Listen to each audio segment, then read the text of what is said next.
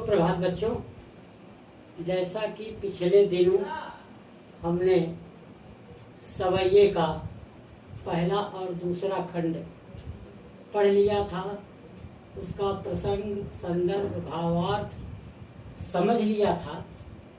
आज हम लोग खंड 3 एवं खंड 4 का भावार्थ देखेंगे। तो बच्चों ध्यान दीजिए। खंड 3 प्रसंग। प्रस्तुत सवैये में श्री कृष्ण के रूप सौंदर्य पर मुग्ध गोपियां स्वयं कृष्ण रूप धारण करना चाहती हैं।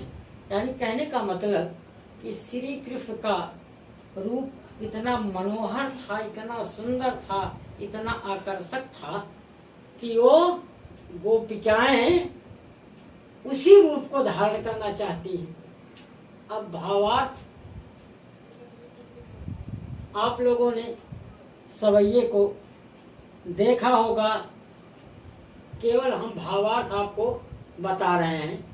तो कवि कहता है कि एक गोपी दूसरी गोपी से कहती है कि हे सखी, मैं कृष्ण की तरह ही अपने सिर पर मोर के पंखों का मुकुट तथा गले में गुंज की माला पहनूंगी।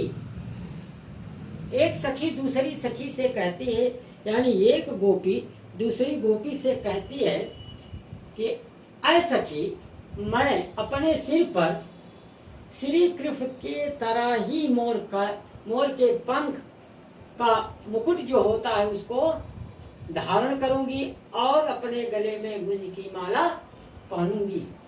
मैं पीले वस्त्र धारण कर गायों के पीछे लाठी लेकर वन वन फिरूंगी और मैं शरीर पर पीताम्बरधारी कृष्ण को कहा जाता है। कहने का मतलब पीला वस्त्र धारण करके मैं कृष्ण की तरह लाठी लेकर के गायों को चराने के लिए वन में जाया करूंगी। मेरे श्री कृष्ण को जो भी अच्छा लगता है, सखी पुनः कहती है कि मेरे श्री कृष्ण को जो भी अच्छा लगता है वह सब कुछ करने को मैं तैयार हूँ।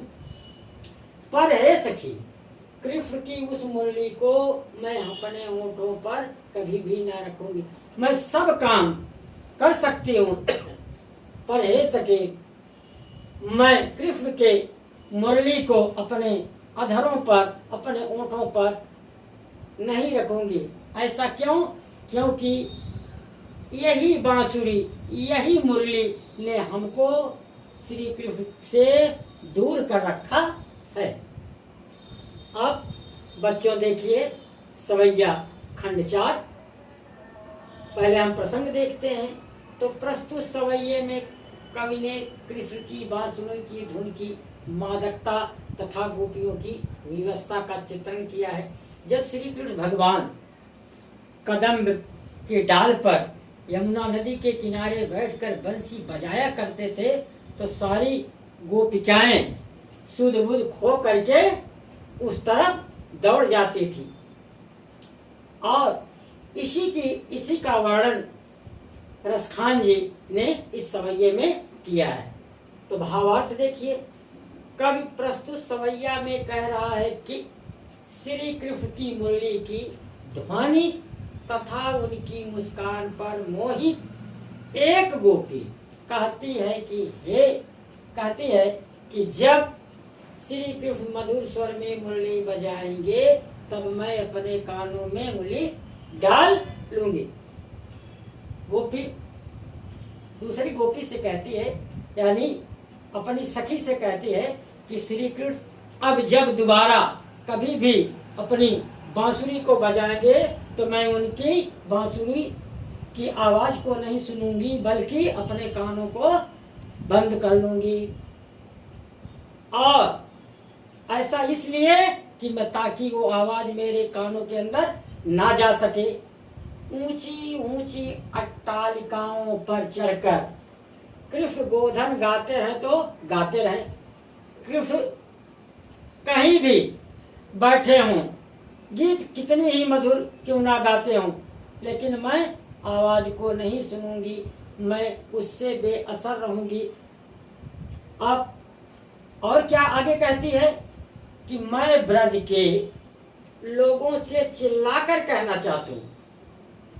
अब गोपी अधीर हो उठती है और कहती है कि मैं लोगों से चिल्लाकर कहना चाहती हूँ कि कल कोई मुझे कितना समझाए, पर श्री कृष्ण की एक मुस्कान पर मैं अपने बस में नहीं रह सकूंगी।